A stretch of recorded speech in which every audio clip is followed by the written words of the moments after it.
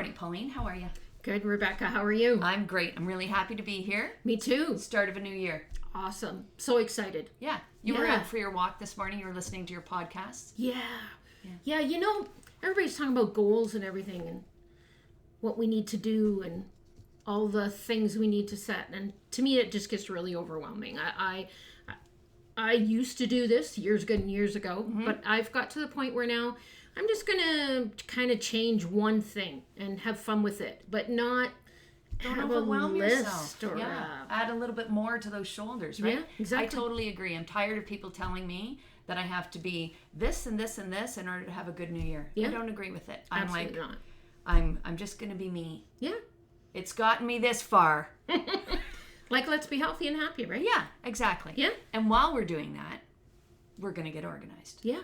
I think a lot of people get overwhelmed with their environment, right? So if we can come in and help them get organized a little bit, like even if it's just a simple thing like 4 or 5 cupboards in their kitchen that are driving them crazy, right? Exactly. And then they feel good about it because they can make dinner. Okay, so what are we going to do about this, like alleviating some of this stress that people are feeling and putting on themselves?